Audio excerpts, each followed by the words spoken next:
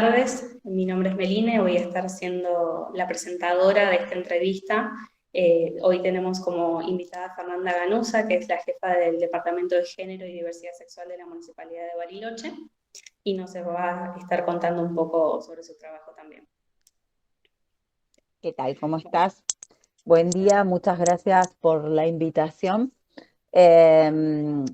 Bueno, un poco por ahí contarles de qué se trata lo que estamos haciendo nosotros acá en la municipalidad y cuándo arrancamos, si les parece.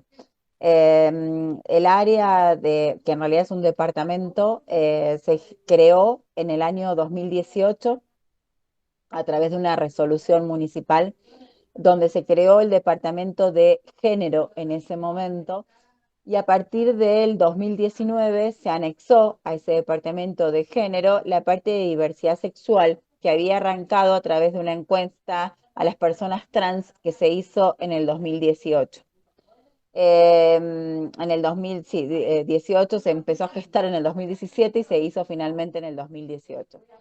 Eh, a partir de esa encuesta, 4 personas del colectivo empezaron a trabajar en principio como talleristas para dar capacitaciones en relación al tema de la diversidad sexual. Desde el área de género y diversidad sexual, cuando empezamos a trabajar ambas áreas, tenemos como ejes fundamentales de trabajo lo que es la parte preventiva promocional.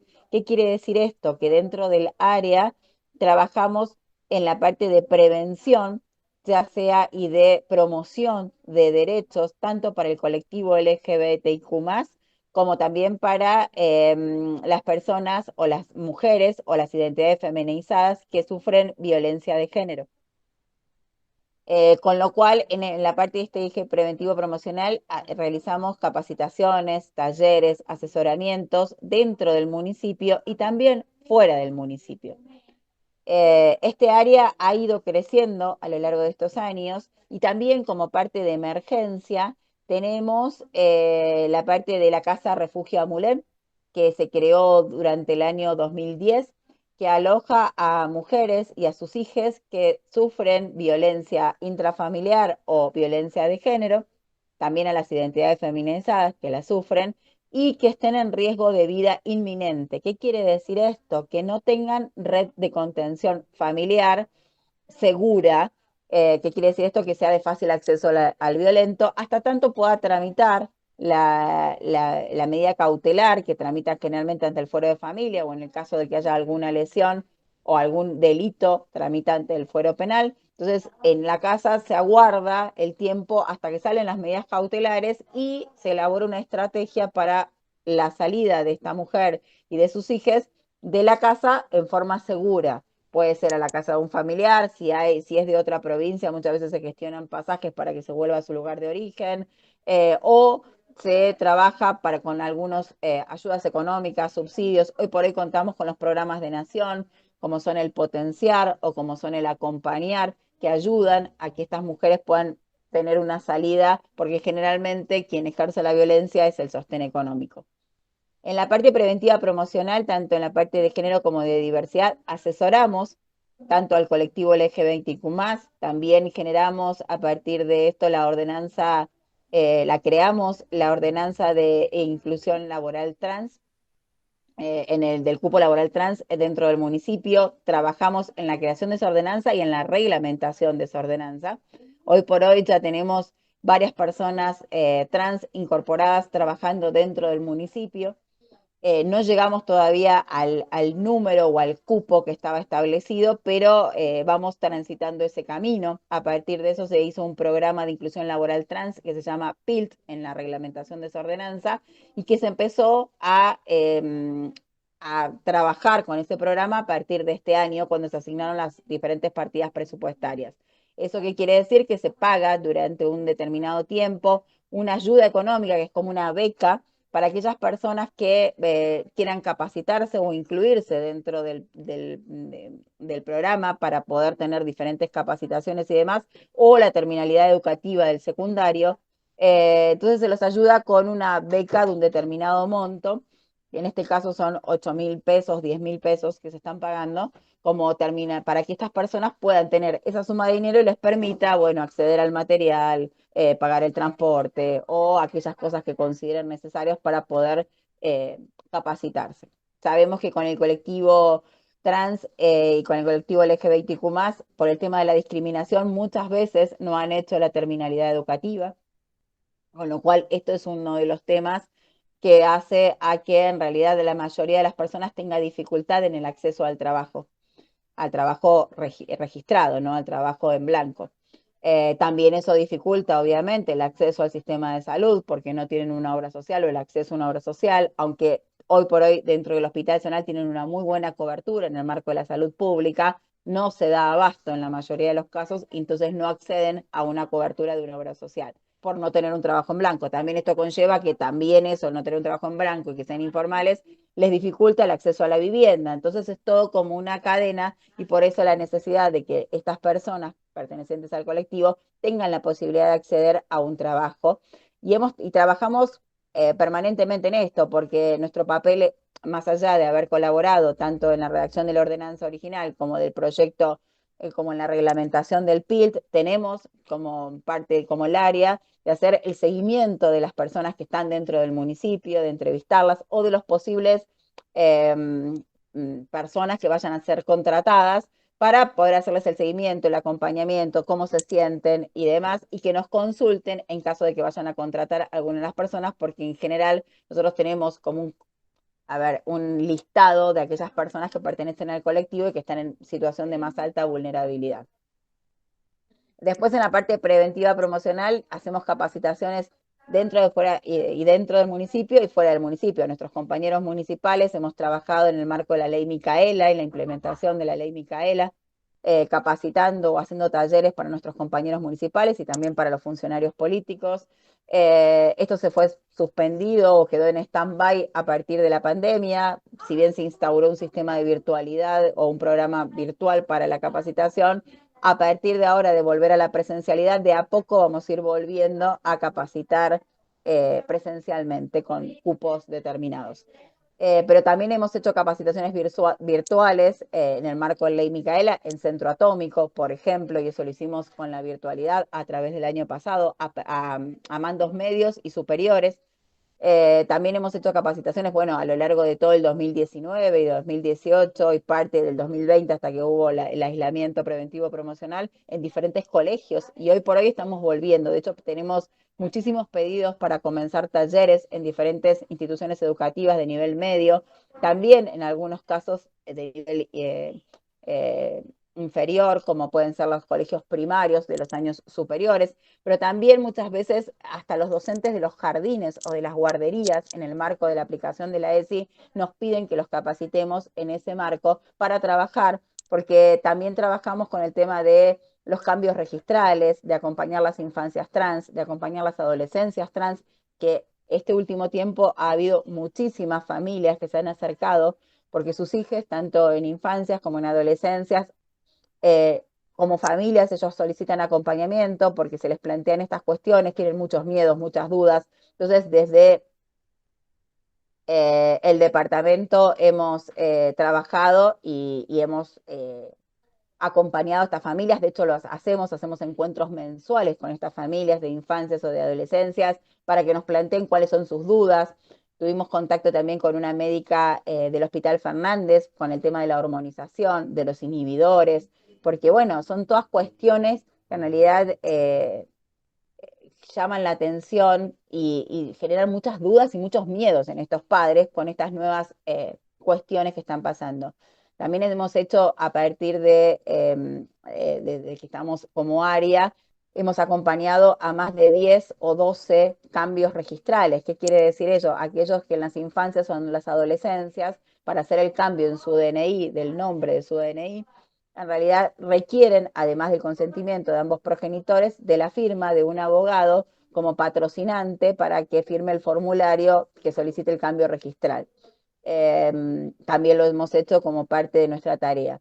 Y a partir de la pandemia, y esto para estar un poco más cerca de las mujeres, especialmente de aquellas o de las identidades, o también a veces hasta sorprendidamente, nos han llamado hombres que han sufrido violencia, instauramos una línea de WhatsApp para estar más cerca, para poder contestar, sobre todo en la primer parte del aislamiento más duro, donde se generaron muchas situaciones de violencia y había muchas dudas si se podía salir, si no se podía salir, si se podía denunciar, si no se podía denunciar.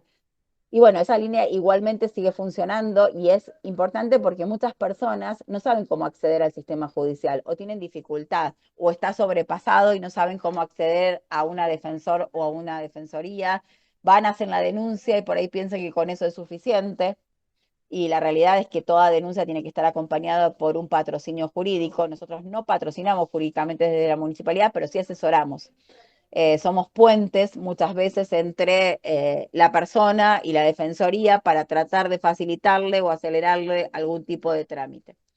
Eh, Tanto es así que en el marco de la pandemia surgió toda esta necesidad de trabajar también con las masculinidades en el tema de cómo se están reconociendo, de poder hacer un trabajo preventivo con estas masculinidades que muchas veces son las que ejercen la violencia, o en la mayoría de los casos las que ejercen las violencias contra las mujeres o las identidades, que surgió la necesidad de empezar a trabajar con lo que se llama masculinidades no hegemónicas o nuevas masculinidades, y se incorporó a un trabajador social que se ha especializado en la materia y se instauró una línea municipal también de asesoramiento a varones, donde pueden llamar voluntariamente si tienen ganas o les surge cuestiones para poder trabajar esta masculinidad. También se ha trabajado y se han brindado talleres para poder repensar estas masculinidades a funcionarios políticos a solicitud del Ejecutivo Municipal, que están terminando esta semana. Y también se han solicitado talleres en colegios como el Nehuen Peumán, donde se ha trabajado sobre este tema de las nuevas masculinidades.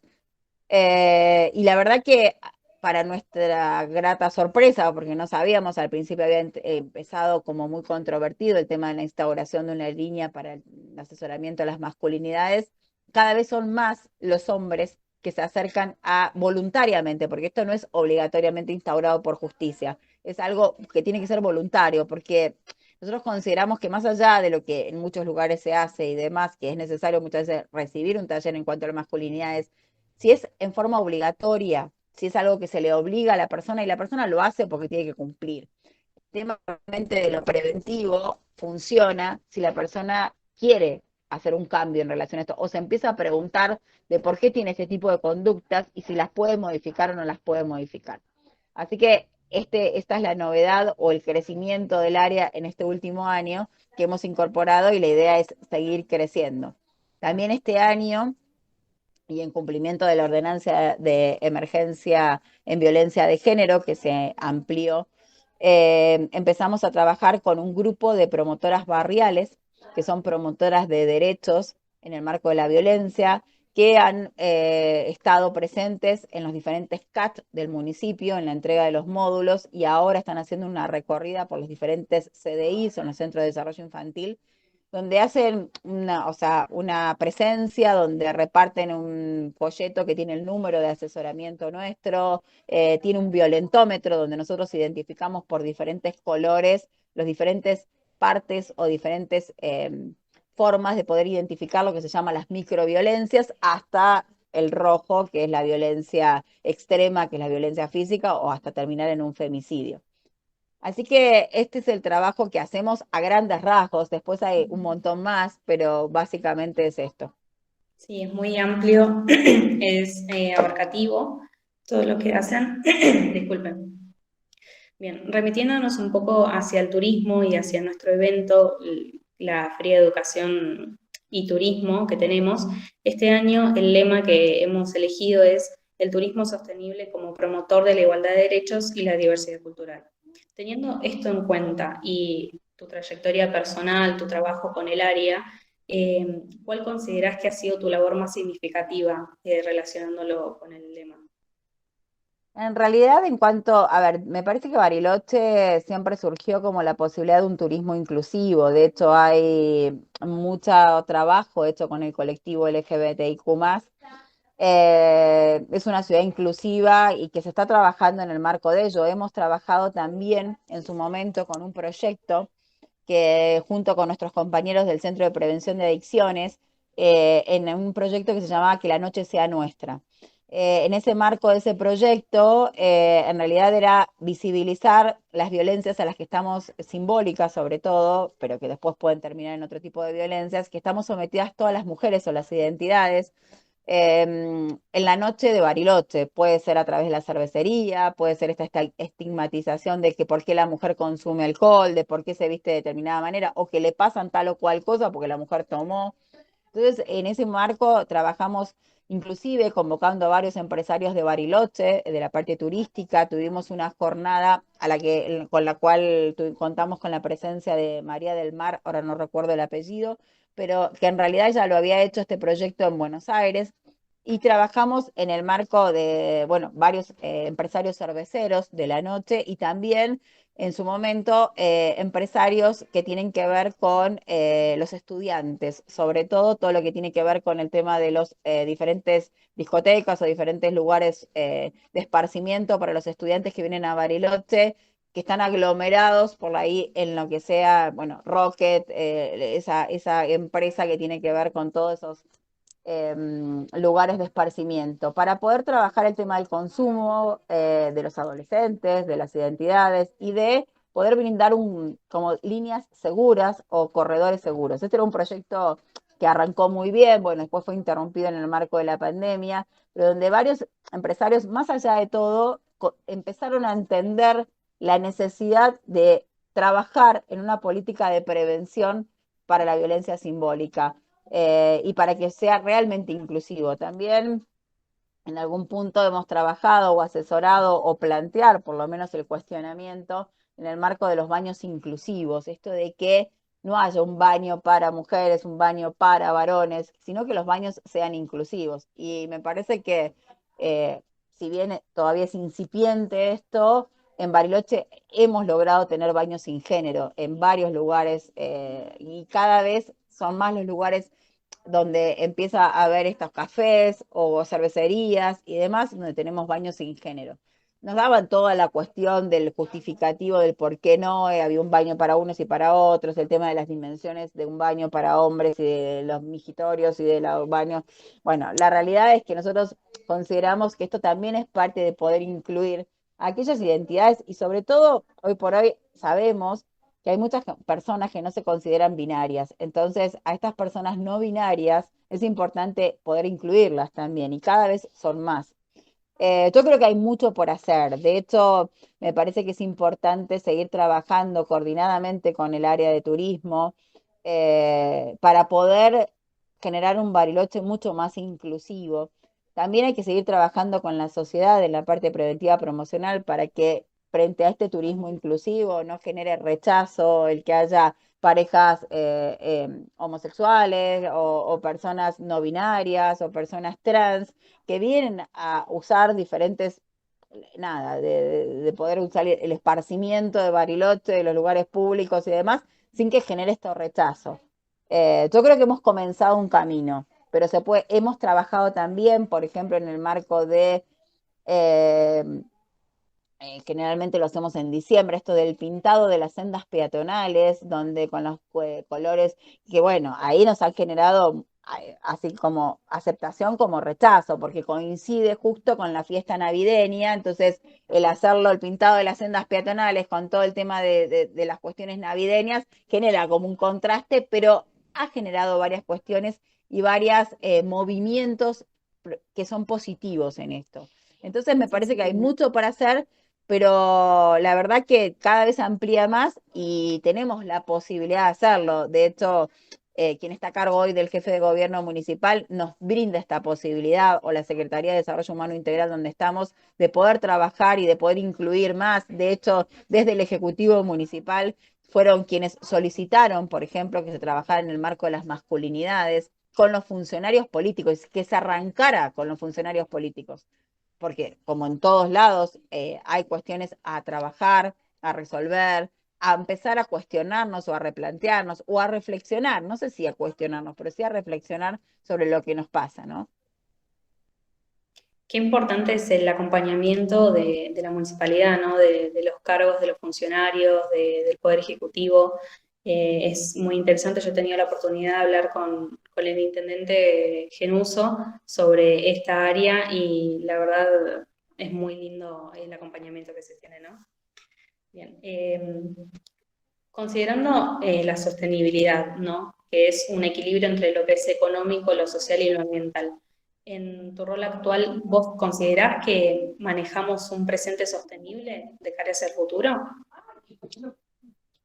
Yo creo que sí, pero me parece que tenemos mucho por hacer todavía, tenemos mucho que aprender como sociedad y tenemos mucho por el cual, si bien Bariloche, a ver, yo creo que este último tiempo ha crecido tanto en infraestructura como en cuestiones de espacios públicos, por ejemplo, los diferentes circuitos de la salud, donde, por ejemplo, están tanto el Paseo del Este como el Paseo del Sur, como el paseo que se está armando en el oeste, donde cada vez más gente empieza a hacer actividades al aire libre. También la pandemia nos llevó mucho a hacer estas cuestiones y el embellecimiento y el mejoramiento de la ciudad me parece que también atrae mayor cantidad de turismo. La pandemia, al no poder salir afuera, ha traído muchísimo turismo a Bariloche. Me parece que es algo que tenemos que seguir haciendo y que seguir mejorando. Yo creo que, y sobre todo en el tema del cuidado del medio ambiente, también me parece que es súper importante que se enseñe cada vez más a la sociedad de la importancia del reciclado de la basura, de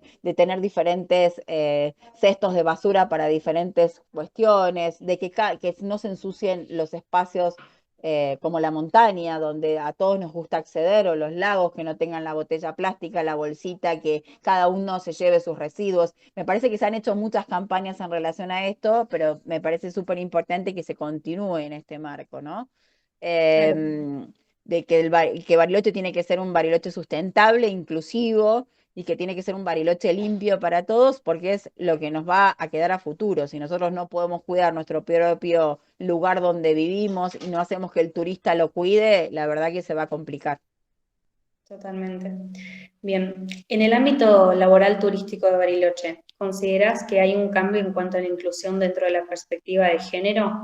Desde tu óptica, ¿cuáles serían esos No, avances? ¿Qué los hay? yo creo que ahí todavía nos falta bastante. Ahí hay que trabajar mucho con los empresarios privados. Si bien en general la oficina de empleo de Bariloche tiene una bolsa de trabajo bastante importante, y en el marco de eso están cargados varios currículums o CVs del colectivo LGBTQ+, eh, no son de las personas que son más contratadas. En general también nos pasa que cuesta muchísimo el acceso al empleo. Por ahí sí, de las personas homosexuales, pero no pasa tanto con las personas trans, que siempre me parece que dentro del colectivo es el sector más vulnerable. Yo me acuerdo de haber ido en su momento, hace algunos años atrás, a Nueva York y me pasó que en todos los lugares, porque la verdad que era tanto en los hoteles como me acuerdo de haber ido al One World Tower Center, donde en realidad una de las personas o varias de las personas, pero me impactó una de las personas, yo todavía recién arrancaba en todo esto de trabajar en el marco de la diversidad, pero una de las personas que nos atendió claramente era una persona no binaria, ahora con mi conocimiento lo puedo entender, y es como una sociedad donde, más allá de algunos retrasos que pueda haber, pero era una persona negra, con el pelo teñido de rubio, donde los labios los tenía pintados rojo, las uñas de rojo, y estaba vestido con vestimenta asignada al género masculino. Entonces, la realidad es que digo, ¿cómo puede ser? O sea, y unas tremendas pestañas, me acuerdo. Pero digo, era como esto, y después ibas a una farmacia o ibas a un kiosco o ibas a otros lugares y había un montón de personas, o sea, y nadie se para o se da vuelta o empieza a no, o mirar para otro lado porque, o te empieza a hacer la risita socarrona de que por qué me está atendiendo esta persona, ¿no? Yo creo que como argentinos, como sociedad, y más allá de todas las leyes que tenemos, que son leyes inclusivas, como la ley de identidad de género, como la ley de erradicación de la violencia de género, como varias leyes que tienen que ver en este marco, me parece que están hechas las leyes, pero como sociedad todavía tenemos un camino a recorrer. Totalmente. Ahora, con respecto a la diversidad cultural, ¿cuál es tu mirada? ¿Consideras que en el ámbito público y privado se ha trabajado desde esta temática? Yo creo que se está arrancando a trabajar, pero todavía falta muchísimo. También me parece que falta todo un tema de trabajo en relación a los pueblos originarios, que me parece que es algo que hay que hacer. y trabajar muchísimo en este marco, porque si bien están reconocidas las comunidades, hoy por hoy me parece que también los medios juegan un papel súper importante en este tema y la realidad es que el conflicto que tenemos hoy por hoy, por lo menos en uno de los lugares más lindos que tenemos acá cerca, que es como en el Mascardi, me parece que también genera mucha preocupación respecto a la gente y a la información, porque también hay que aclarar si realmente pertenecen o no pertenecen a una comunidad, cómo se trabaja con este tema, cómo están incluidas las comunidades de los pueblos originarios en Bariloche. Me parece que hay que hacer todo un tema de un trabajo preventivo promocional y promocional, sobre todo de las zonas y de los pueblos y de las identidades de los pueblos desde otro lugar, que me parece que todavía es una materia pendiente, más allá de lo logrado o no, pero me parece que es algo que hay que seguir trabajando.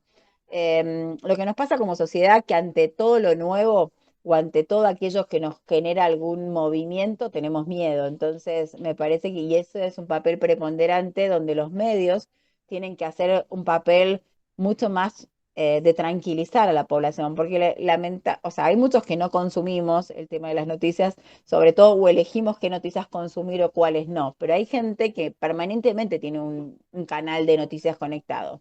Entonces, me parece que ha pasado, por ejemplo, también con otras cosas como pueden ser los incendios en Bariloche en el verano. Entonces, yo tengo familiares en otro lugar del país y te llaman para ver si estás vivo, si tu casa se incendió o no, y por ahí el incendio es a kilómetros de donde vos estás. Entonces, me parece que ahí es importante el papel que tienen que jugar los medios, que tiene que hacer, nada, toda la ciudad para poder generar contenido que sea claro, que sea amigable, que sea inclusivo. Yo creo que eso es algo que hay que seguir trabajando. Si bien se ha avanzado muchísimo en todas estas materias, me parece que tenemos que seguir profundizando y trabajando en esto. Totalmente de acuerdo, sí. Bien, ya yendo hacia la última pregunta, como para finalizar, teniendo en cuenta el contexto de pandemia y que la actividad turística es, por supuesto, la actividad principal en cuanto a ingresos de la ciudad, ¿cómo consideras que nos obliga esta situación a repensar el turismo? Yo creo que Bariloche tiene que pensarse más allá de ser una maravilla de la naturaleza y como una ciudad turística con todas las posibilidades que tiene, como un lugar donde tengamos la posibilidad de vivir por lo que nosotros, o sea, de generar otros tipos de emprendimientos que no estén atados al turismo. Me parece que hay que hacer algo que donde la gente pueda trabajar y que tampoco sea el Estado directamente. Estoy pensando en fábricas, en lugares, siempre, a ver, con el menor impacto ecológico, ¿no? Pero pensando en que tiene que haber otras cuestiones, como por ejemplo, no sé, el desarrollo de cuestiones que tienen que ver con, no sé, desarrollo de dulces, o que hay un montón, pero por ahí más fábricas relativas a eso, o no sé, cuestiones que tienen que ver con diferentes comidas o cosas o artesanías o cosas de madera. O sea, cosas que permitan que la gente no esté atada únicamente al turismo. Porque nos pasó con el volcán en el 2011, nos pasa ahora con la pandemia, nos ha pasado con la gripe A, pero el gran impacto o la gran movida que se generó, de hecho nosotros como área de género, durante todo el año pasado recibimos cantidad de situaciones o de gente que en realidad estaba trabajando con el turismo y que se había quedado en situación de calle. Mujeres, sobre todo, que son las trabajadoras de la limpieza o de la parte de limpieza en los hoteles estudiantiles, gente que estaba acostumbrada a ser trabajador temporario y que en realidad se quedó sin ese sustento y vinieron a pedir desde módulos de alimentos hasta ayudas económicas para poder pagar un alquiler porque se quedaban en situación de calle. Entonces, me parece que tenemos que o sea, parar y tomarnos el tiempo para repensar esta ciudad desde otros lugares, ¿no? Desde cómo hacer para que la sociedad sea sustentable realmente y que no esté atada a una única actividad. Bien, muy, muy clara tu respuesta. Bueno, Fernanda, te agradecemos muchísimo la participación. La verdad que estamos muy contentas de que seas partícipe de este evento para poder diversificar las distintas opiniones, ¿no? En base a las preguntas que hicimos.